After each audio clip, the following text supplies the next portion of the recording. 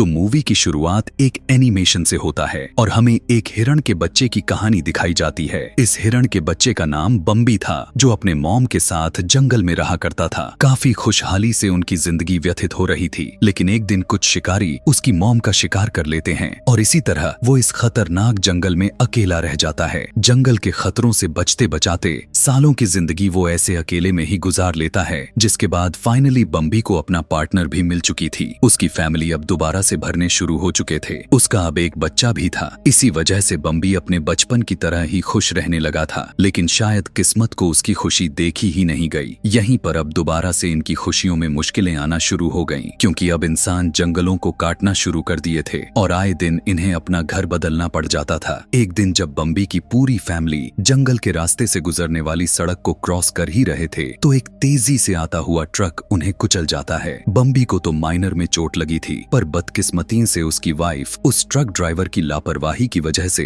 बेवजह मारी जा चुकी थी और उसके बच्चे तो इस हादसे से डरकर वापस पीछे वाले जंगल में जा छुपे थे। यहाँ उस ट्रक का ड्राइवर रुकता भी है, लेकिन मदद के लिए नहीं, बल्कि वो नदी के किनारे जाकर अपने पास मौजूद टॉक्सिक केमिकल के भरे हुए ड्रम्स पानी में बहा देता है, जिसके बाद वो वहाँ से ऐसे भागा हुआ था जैसे यह काम उसने किया ही ना हो। बम्बी, जो एक बार फिर अपनी फैमिली को खो चुका था, दुख और गुस्से में पागल हो रहा था। प्यास से तड़पते हुए वो उसी नदी से पानी पी लेता है जिसमें अभी अभी वो आदमी जहरीले केमिकल्स मिलाकर गया हुआ था। पानी पीने के बाद बम्बी तड़पने लग जाता है और यहाँ एक पल के लिए फील होता है कि बम्बी मर जाएगा, लेकिन यह जहर उसकी जान लेने की बजाय उसे एक अजीब सी क्रिएचर में बदल देता है। बम्बी जब दर्द से तड़प रहा था, तब हम देख रहे थे कि उसकी हड्डियां बढ़ती चली जा रही थी। हड्डियां टूटकर जुड़ने की आवाजें इतनी खतरनाक थीं कि यह सब देखना मुश्किल था। उसके मसल्स भी फूलने लगे थे और दांत भी खौफनाक हो चुके थे और अब वो एक प्यारे हिरण से एक खौफनाक मॉन्स्टर में बदल गया, जो 4 पैरों की जगह अब 2 पैरों पर खड़ा होकर भी चल सकता था। पहले ही वो अपने गम और गुस्से में पागल था। इस दर्द को सहन कर लेने के बाद वो कसम खा लेता है कि हर हाल में अब वो इंसानों से अपनी फैमिली का बदला लेकर ही रहेगा। अब यहीं से सीन कट हुआ और हम रियलिटी में आ जाते हैं। हमें दिखाया गया जिना और उसका बेटा, जो अपने फैमिली के साथ थैंक्स गिविंग मनाने के लिए जा रहे थे। पर यहाँ पर जिना बहुत ही ज्यादा परेशान थी, क्योंकि हमेशा की तरह उसके हस्बैंड ने लास्ट मिनट पर अपना इरादा कैंसिल कर दिया था। अब जिना को अपने बेटा के साथ अकेले ही इतने लंबे सफर पर जाना था। इतनी लंबे ड्राइव को खुद करने का रिस्क नहीं लेती, इसीलिए वो एक टैक्सी बुक करवा लेती है ताकि वो जंगल में बने उस कैबिन में पहुंच जाए, जहाँ पर उसकी मदर इन लॉ यानी उसके बेटे बेंजी की ग्रैंड मदर रहती हैं। जंगल के टेढ़े मेढ़े रास्तों की वजह से बेंजी की तबीयत भी खराब रहती है और डैड के ना आने की वजह से उसका मूड खराब रहता है। तब जिना मजाक में उससे कहने लग गई कि अरे, तुम्हारे डैड नहीं आए तो क्या हुआ, हमें कौन सा कोई इस जंगल में निकल जाएगा। यह सुनते ही ड्राइवर सीरियस हो जाता है और उन्हें वार्निंग देते हुए कहने लगा कि यह जंगल कोई आम जंगल नहीं है, यहाँ पर अक्सर लोग गायब हो जाया करते हैं। बेंजी को दोबारा से वॉमिटिंग होने लग जाती है और वो एकदम से ड्राइवर को गाड़ी रोकने को कहता है। अभी ड्राइवर ने ब्रेक पर पैर रखता ही है कि अचानक धमाका हो जाता है। कोई बहुत ही भारी चीज उनकी टैक्सी से टकरा गई। टकराव इतनी तेज थी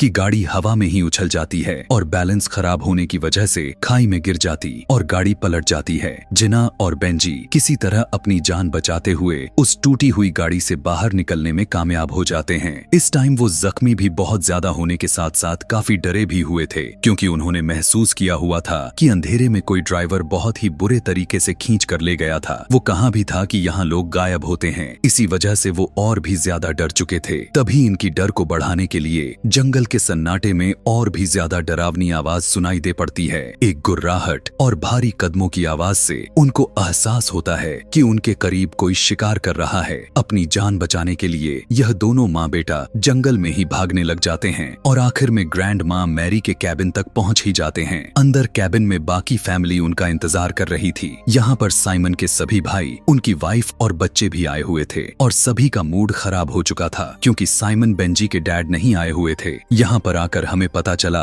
कि बेंजी के ग्रैंड माँ को डिमेंशिया है। वो हमेशा अपनी चेयर पर बैठकर अजीब अजीब बातें करती रहती हैं और अजीब डरावने स्केचेस भी बनाती रहती हैं। एकदम अचानक से अब इनका दरवाजा जोर जोर से नॉक होने लग गया और जैसे ही ये लोग जाकर दरवाजा खोलते हैं तो दिखाया जाता है कि साइमन की फैमिली आई हुई थी। इस टाइम ये दोनों बहुत ही ज्यादा डरे हुए थे और कांप रहे थे। ये सभी उन्हें रिलैक्स करते हुए अंदर लेकर जाते हैं और उनसे पूछते हैं कि क्या हुआ था। बेंजी इन्हें जंगल में होने वाले एक्सीडेंट के बारे में बताता है और उस जानवर के बारे में भी जिसने ड्राइवर को खींच कर लेकर चला गया था। साइमन की फैमिली बहुत ही ज्यादा कंफ्यूज्ड थी। साइमन का भाई यहाँ पर बहादुर और चालाक बनने की कोशिश करता है और टॉर्च उठाकर कहने लगा कि मैं जरा ड्राइवर की मदद करके आता हूँ। उसी दौरान जंगल में हमें कुछ और लोगों को भी दिखाया गया। यह बहुत ही बड़े शिकारी हैं, लेकिन आज ये जंगल में शिकार करने नहीं आए हुए थे, बल्कि इन्हें एक बहुत ही बड़ा कॉन्ट्रैक्ट मिला हुआ है विलबैक्सर कंपनी की तरफ से। उनका मिशन यह है कि म्यूटेड हुए बम्बी को ढूंढना और उसे मार देना, ताकि यह कंपनी का यह राज ही बनकर रह जाए कि उनकी ही टॉक्सिन की वजह से जानवर अब ज़ॉम्बी में बदलने लग चुके हैं। ये लोग यहाँ से निकल ही रहे थे कि खाई के पास एक टूटी हुई टैक्सी मिली। इसे देखकर वे शिकारी घबरा गए। तभी उन्हें यहाँ पर किसी चीज की आहट सुनाई दी। डरते हुए उसने उसी डायरेक्शन में गोलियां चला दिए, बिना यह सोचे बगैर कि अगर वहाँ कोई जानवर ना हुआ तो कुछ हुआ था भी ऐसा ही। यहाँ पर साइमन का भाई, जो यहाँ ड्राइवर की जान बचाने के लिए आया हुआ था, लेकिन अब अपनी ही जान गवा बैठा हुआ था। लड़के को मरा हुआ देखकर बाकी के शिकारी भी अपने साथी के ऊपर गुस्सा होने लग जाते हैं और फिर फैसला यह करते हैं कि वो इस बात को यहाँ से बाहर जाने ही नहीं देंगे और एक खड्डा खोदकर इस लाश को यहीं पर छुपाकर चले जाते हैं। सीन बदलकर हमें दोबारा बेंजी की ग्रैंड माँ का कैबिन को दिखाया गया, जहाँ पर जिना काफी ज्यादा अभी भी डरी हुई थी और वो अब अपनी मदर इन लॉ को बनाई हुई ड्राइंग्स देखने लग गई और नोटिस करती है कि सभी ड्राइंग्स में सिर्फ एक ही चीज बनाई गई है, एक काला बड़ा सा हिरण जिसके सिंह बहुत ही खतरनाक दिख रहे थे। अगर ग्रैंड माँ इस मॉन्स्टर की तस्वीरें बना रही थीं, तो इसका साफ मतलब था कि उन्होंने इस मॉन्स्टर को बहुत ही करीब से देखा हुआ है और अब जिना समझ चुकी थी कि खतरा इनके बहुत करीब आ चुका है। बेंजी अपने ग्रैंड मदर के पास आकर देखता है कि वो क्या बोले जा रही हैं। वो बार बार यही एक ही बात को दोहराए जा रही थीं कि वो सामने पार्क में खेल रहा है। बेंजी अपने ग्रैंड माँ की बातों को ना समझते हुए खिड़की से जब बाहर देखता है और जोर से चिल्ला देता है, क्योंकि जंगल के किनारे पेड़ों के बीचों बीच वही मॉन्स्टर खड़ा था। वो जंबी बना हुआ हिरन बम्बी ही था, जो किसी इंसानों की तरह अपने दो पैरों पर खड़ा हुआ था। उसकी आंखें आग की तरह लाल दिख रही थीं और बड़े बड़े सिंग उसे और भी ज्यादा डरावना बनाए जा रहे थे कि तभी अचानक से बम्बी एक जोरदार दहाड़ मारता है और कैबिन की तरफ भाग आता है। घर के अंदर भगदड़ मच जाती है। सभी अपने आप को बचाने की कोशिश कर रहे थे, पर बम्बी तो दरवाजा तोड़ते हुए अंदर घुस चुका था। जिना, बेंजी और बेंजी के अंकल तो अपनी जान बचाने के लिए जल्दी से बाहर निकल आते हैं, पर बेंजी की आंटी अपने आप को बचाने के लिए वॉशरूम में छुपने की कोशिश करती है, लेकिन बम्बी अब वहाँ का भी दरवाजा तोड़कर अपने सिंह को एक बार उसके बॉडी के अंदर स्टैब कर देता है। फिलहाल के लिए वो अपने आप को बचाते हुए वो वॉशरूम के विंडो से भागकर बाहर निकलती है, तो अब बम्बी भी उसके पीछे पड़ जाता है। इधर ये तीनों जो अब तक गाड़ी में बैठ चुके थे, ये अपनी आंखों से देखते हैं कि बम्बी बेदर्दी से उसकी गले में अपनी सिंग स्टैब करते हुए उसकी जान ही ले लेता है। इधर ये लोग लगातार अपने आप को बचाने के लिए इस कार को स्टार्ट करने की कोशिश करने में लगे पड़े थे, लेकिन यह कार तो स्टार्ट होने का नाम ही नहीं ले रही थी। डर के मारे ये लोग देखते हैं कि बम्बी अब उनके घर के तोड़ फोड़ के बाद उनकी तरफ उन्हें मारने के लिए आ रहा था।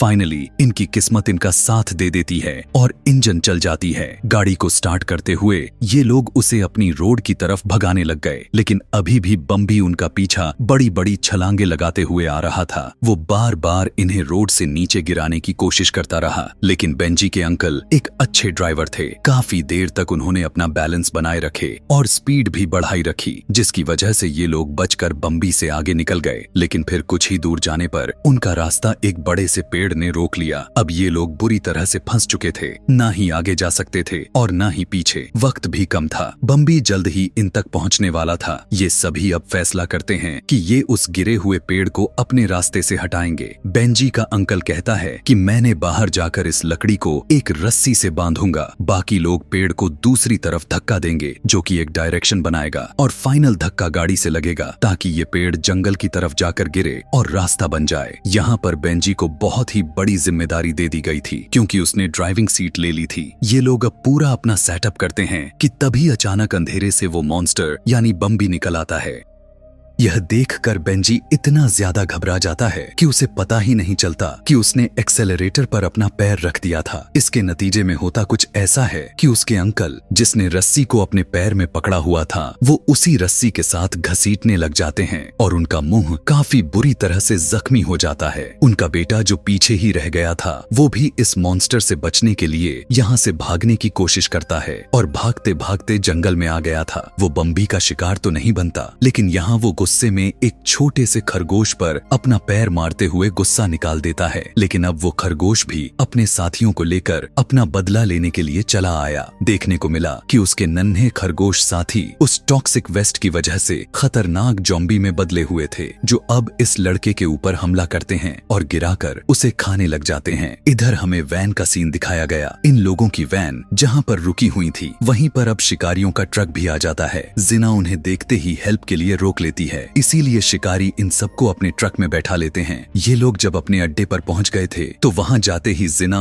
और बेंजी यह देखकर हैरान परेशान हो जाते हैं कि वहां पर साइमन भी था। वो इसी इलाके में रहने के बावजूद अपनी फैमिली के साथ डिनर करने नहीं आया हुआ था। आखिर उसे ऐसा क्या जरूरी काम पड़ गया था। उसे इस जंगल में साइमन अब कड़वा सच इन लोगों के सामने यह लेकर आता है कि वो उसी टॉक्सिक वेस्ट कंपनी का एक बहुत बड़ा ऑफिसर है। उससे एक बहुत बड़ी गलती हो गई थी, क्योंकि उसने ऑर्डर दे दिया था अपने टॉक्सिक वेस्ट को जंगल में फेंकने की, क्योंकि उस वेस्ट को एनवायरनमेंट फ्रेंडली बनाने के लिए उन्हें बहुत ज्यादा रिक्वायर्ड होता था। इसीलिए अब साइमन ने डिसाइड किया कि वो पैसा उस वेस्ट को साफ करने में नहीं लगाएगा, बल्कि उसने उस पैसे को खुद रख लिया और वेस्ट को जंगल के पानी में गिरवा दिया। उसी टॉक्सिक वेस्ट का पानी पीने के बाद बम्बी और जंगल के कई जानवर भयानक मॉन्स्टर में तब्दील हो गए। अगर ये बात कंपनी से बाहर चली जाती या किसी को पता चल जाती तो कंपनी पर और उसके भी ऊपर एक बहुत बड़ा केस बन जाता और वो जेल चला जाता। अपने आप को बचाने के लिए ही उसने इन शिकारियों को हायर किया हुआ था और वही बम्बी और सारे जम्बी बने जानवरों को मारना चाहता था और इस जंगल को क्लियर करना चाहता था। यह सारी हकीकत सुनकर जिना उसके ऊपर चिल्लाने लग जाती है और उसे बताती है कि सिर्फ तुम्हारी इस गलती की वजह से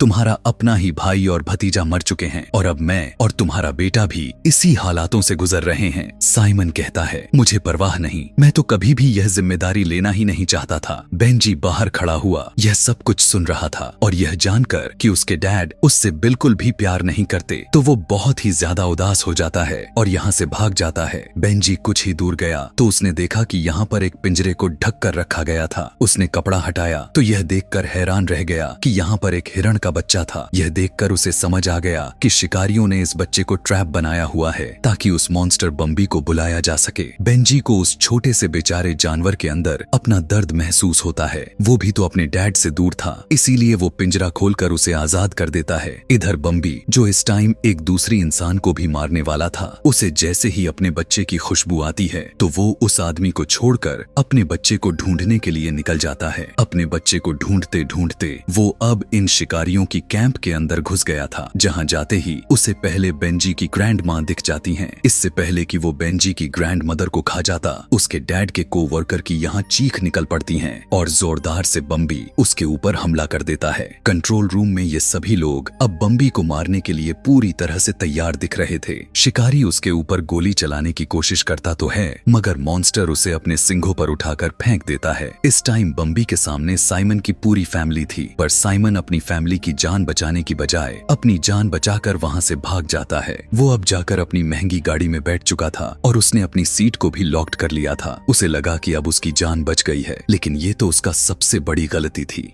पीछे के दरवाजे की खिड़कियां तो उसने बंद ही नहीं की हुई थीं। वहां से खूंखार बने वो खरगोश उसके ऊपर हमला कर देते हैं और उसे जान से मार देते हैं। दूसरी तरफ हमें कैंप का सीन दिखाया जाता है, जहां सिर्फ जिना, बेंजी और वो मॉन्स्टर बचे हुए हैं। वो भयानक ज़ॉम्बी उनके सर पर खड़ा जोर जोर से अजीब तरह से सांस लिए जा रहा है और गुस्से में गुर्राए जा रहा है। इससे पहले कि वो उन दोनों को मार देता, झाड़ियों में से निकलकर उसका छोटा हिरण यानी बम्बी का बेटा यहाँ पर आ जाता है, जिसे देखते ही बम्बी इन दोनों को भूल जाता है। दिखाया गया कि बम्बी अपने बेटे से मिलकर बहुत ही ज्यादा खुश था। ये दोनों अब एक दूसरे से मिलने का जश्न मनाते हैं, लेकिन इसके बावजूद भी कहानी यहाँ आखिर कैसे खत्म होने वाली थी। हमें दिखाया जाता है वो शिकारी जिसे इस मॉन्स्टर ने सिर्फ उसे उठाकर फेंका था, वो अभी भी जिंदा बचा हुआ था कि तभी अपनी आखिरी सांस में वो अपने बंदूक को उठाते हुए बम्बी को गोली मार देता है और मरते मरते भी वो शिकारी हंसने लगा। उसकी हंसने का तरीका इतना घटिया था कि जैसे वो कोई बहुत ही बड़ी जंग जीत ली थी।